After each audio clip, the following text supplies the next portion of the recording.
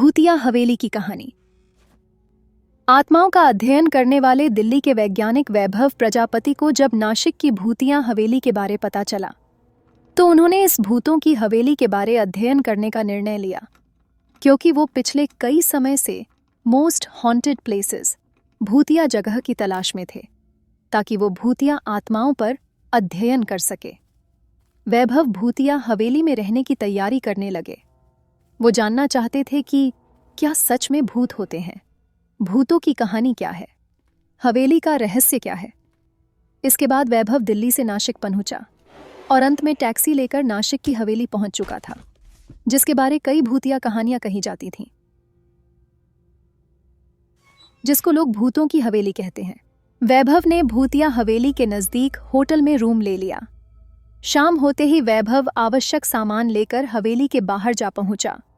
वैभव चुपचाप छुपते हुए हवेली का मुख्य दरवाजा खोलने लगे तो पता नहीं कहां से एक आदमी आ गया। अनजान आदमी ने पूछा, आप कौन हैं? इस वक्त इस हवेली में कोई नहीं जाता। वैभव उस आदमी को देखा और सामान्य होते हुए उस आदमी से पूछा, हेलो, आप कौन हैं? अनजान आदमी बोला, मैं हरिलाल आए तेसाए सैनिया, यहाँ पास ही में मेरा घर है। मैं यहाँ से जा रहा था, तभी आपको देखा और यहाँ आ गया, क्योंकि बाहरी लोग ही यहाँ आते हैं जिनको इस भूतिया हवेली की कहानी के बारे में नहीं पता होता। जो भी व्यक्ति इस भूतिया हवेली की कहानी के बारे में जानता है, वो शाम और रात के समय इस हवेली के भीतर जाना तो दूर, इसके आसपास भी नहीं आते हैं। वैभव, हाँ, मैंने सुना तो है कि नासिक की ये हवेली भूतिया है, यहाँ कोई नहीं रहता, इसलिए मैं यहाँ आया हूँ ताकि इस हवेली में रुककर इसकी हकीकत लोगों को बता सकूं। वैभव, जी हाँ, आपने सही सुना, मैं रात में यहाँ रुकने वाला हूँ।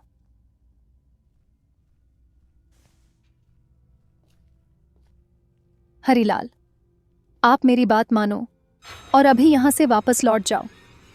इस भूतिया हवेली में जाने वाला कोई भी वापस लौट कर नहीं आता है, और आपको तो इस हवेली की कहानी के बारे में भी पता है। हरिलाल की पूरी बात सुनकर वैभव बहुत खुश हो गया, क्योंकि उसको आत्माओं का अध्ययन करने के लिए ऐसे ही मौके की तलाश थी, और वह मौका आज उसको मिल गया था। वैभव को खुश देखकर हरिलाल आश्चर्यचकित होते हुए पूछते हैं, इस भूतिया हवेली के बारे में सब पता होने के बावजूद भी तुम इतना खुश हो रहे हो, क्यों? वैभव, हाँ, क्योंकि मैं एक वैज्ञानिक हूं जो आत्माओं का अध्ययन करता है, और मैं यहां पर यही जानने के लिए आया हूं कि इस भूतिया हवेली की कहानी में कितनी सच्चाई है। इस हवेली के बारे में जो भूतिया कहानी बनाकर समाज में फैलाई गई है, मैं उसका सच आप सभी के सामने लाऊंगा,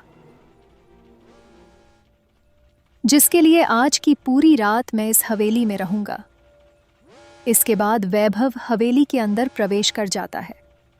हरिलाल की वैभव को रोकने की सभी कोशिश नाकाम हो जाती हैं। वैभव के अंदर जाते ही हरिलाल भी जल्दी जल्दी अपने घर की तरफ लौट जाता है। वैभव जैसे ही हवेली के अंदर पहुंचता है, हवेली का नज़ारा देखकर वैभव की हाथ पैर ठंडे हो जाते हैं, क्योंकि यह हवेली सच में भूतिया थी। दीवारों पर उलूल जुलूल भाषा में कुछ लिखा हुआ था। चारों तरफ मकड़ी के जाले और धूल जमी हुई थी। कुछ पल के लिए तो वैभव को लगा कि यहाँ सच में भूत रहते हैं। फिर कुछ सोचते हुए अपना सामान एक जगह रखा, हवेली में इधर उधर घूमने लगा। चारों तरफ घूमने के बाद पहली मंजिल और दूसरी मंजिल पर भी चला गया। कुछ समय बाद हवेली का पूरा मुआयना करके वैभव वापस नीचे आ गया। पूरा कुछ समय बाद वैभव हवेली की ड्राइंग रूम की तरफ गया, जहां पहले से सामान बिखरा हुआ पड़ा था। वहां पर रखे गए सोफे पर जमी धूल को साफ करके वैभव बैठ गया। तभी उसकी नज़र ड्राइंग रूम में रखी शराब की बोतलों पर गई। वहां से वैभव ने रेड वाइन की बोतल ली और उसको खोलकर 2-3 पैक पी लिए। पीने के बाद वैभव अपने मोबाइल में गाने चालू करके झपकियां लेने लग गया। जैसे ही वैभव की झपकी लगी तो दूसरी मंजिल से फ्लावर पॉट नीचे फेंका गया, जो फर्श पर गिरते ही टूटकर बिखर गया। फ्लावर पॉट के गिरने की आवाज से वैभव डर गया और झट से खड़ा हुआ। तभी ड्राइंग रूम का बल्ब चालू बंद होने लगा। इसके साथ पूरी हवेली के बल्ब एक साथ चालू बंद होने लगे, जिनको देखकर वैभव बुरी तरह डर गया और डर के मारे पसीने से पूरा भीग गया। अचानक से सब शांत हो गया, मानो जैसे कुछ हुआ ही ना हो। वैभव खुद को संभालते हुए कांपती आवाज में बोला, कौन है? कौन है? कौन है? यहां तभी एक कुर्सी वैभव की तरफ उड़ती हुई आई, जिससे बचने के लिए वैभव साइड हो जाता है और कुर्सी दीवार पर लगकर टूटकर वहीं गिर जाती है। ऐसा लग रहा था जैसे वैभव को किसी ने कुर्सी फेंक कर मारी हो। यह सब देखकर वैभव बहुत बुरी तरह डर गया। कुछ सेकंड बाद ही ड्राइंग रूम गोल गोल घूमने लगा। अब वैभव कुछ भी नहीं समझ पा रहा था, बस डर के मारे चिल्लाए जा रहा था। लेकिन वैभव की आवाज को हवेली की 4 दीवारी बाहर ही नहीं जाने दे रही थी। डर के मारे वैभव बेहोश होकर वहीं गिर पड़ा। अचानक से एक फ्लावर पॉट वैभव के सिर में आकर लगा, जिससे वैभव खून से लथपथ हो गया। कुछ घंटों बाद वैभव को होश आया। जैसे ही उसने घड़ी देखी तो रात के 12 बजे हुए थे। वैभव डर से कांपता हुआ अपना सामान वहीं छोड़ता हुआ दरवाजे की तरफ भागा। वैभव के दरवाजे के पास पहुंचने से पहले ही दरवाजा धड़ाम से बंद हो गया। वैभव ने पूरी ताकत से दरवाजा खोलने को कोशिश की, लेकिन वो नाकाम रहा। वैभव चिल्ला रहा था, प्लीज मेरी मदद करो, मुझे बचाओ। लेकिन वैभव की सभी कोशिशें बेकार थीं। वैभव हिम्मत करके जोर से बोला, कौन है? सामने आओ। तभी वैभव के सामने 6-7 फुट लंबा एक काला साया बतास भूत उसके आमने खड़ा हो गया, जिसके लाल आंखें आग के समान थीं। भयानक डरावना काला चेहरा, जिसको देखकर कोई भी उसके सामने खड़ा होने की हिम्मत नहीं कर पाए। उसके बड़े घुंघराले बाल, बिना पैरों का वो काला साया जमीन से 5 फुट ऊपर हवा में ही घूम रहा था, जिसको देखते ही वैभव का गला सूखने लगा। पूरा शरीर पसीने से तर हो चुका था। वैभव ने पूछा, कौन हो तुम? मुझे क्यों मारना चाहते हो? मैंने क्या नुकसान किया है तुम्हारा? काला साया बोला, भूत, तुमने हवेली में आकर बहुत बड़ी गलती की है। अब तुम जिंदा नहीं बचोगे।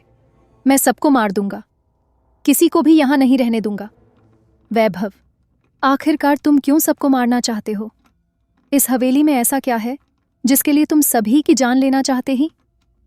काला साया, कई साल पहले इसी हवेली की मालिक ने बाइना किसी गलती के मुझे तड़पा तड़पा कर मार दिया था और इसी हवेली में मुझे दफना दिया था। मेरी आत्मा हवेली में ही कैद हो गई, क्योंकि यहीं पर मेरा खून हुआ और यहीं मुझे दफना दिया गया। अब मैं किसी को भी इस हवेली में नहीं रहने दूंगा। जैसे मुझे तड़पा तड़पा कर मारा गया था, वैसे ही मैं सभी को तड़पा तड़पा कर मार दूंगा। अब तुम भी मरने के लिए तैयार हो जाओ। कुछ ही समय में वह भूत और भी भयानक हो गया। हवेली में चारों तरफ घूमने लगा, कभी वैभव के आगे, कभी पीछे। वैभव को बुरी तरह डराने लगा। तभी वैभव ने पुजारी जी द्वारा दिए गए अभिमंत्रित राख को जेब से निकाला और भूत के का पास आने का इंतजार करने लगा। जैसे ही वह काला साया वैभव के पास आया, तो तुरंत ही वैभव ने अभिमंत्रित राख भूत पर फेंक दी। अभिमंत्रित राख के गिरते ही भूत भयानक आग में जलने लगा और जलकर भस्म हो गया। अब उसकी आत्मा हवेली को छोड़कर अलौकिक दुनिया में जा चुकी थी। वैभव ने राहत की सांस ली और हवेली की सभी लाइटों को जलाकर वहीं ड्राइंग रूम में रखे सोफे पर सो गया। दूसरे दिन सुबह जब वैभव की आंख खुली तो 7 मिनटों के बज चुके थे। उसके बाद वैभव ने अपना सामान उठाया और हवेली से बाहर आ गया। तभी हरिलाल गांव के कई लोगों के साथ हवेली के दरवाजे पर आता दिखाई दिया। वैभव को जिंदा देखकर सभी आश्चर्यचकित थे। हरिलाल, तुम जिंदा कैसे हो? जो भी रात के समय इस हवेली में रुका, वह कभी वापस नहीं आया। हरिलाल आगे कुछ बोल पाता उससे पहले ही वैभव ने हरिलाल की बात काटते हुए कहा, इस हवेली में अब कोई भूत नहीं है। जो भूत यहाँ था वह जा चुका, अब उसकी मुक्ति हो गई है। हरिलाल, जा चुका, मुक्ति हो गई है, क्या मतलब? तब वैभव ने हरिलाल समेत सभी लोगों को भूतिया हवेली में बिताई रात की कहानी बताई और कहा, अब यह हवेली पूरी तरह सुरक्षित है।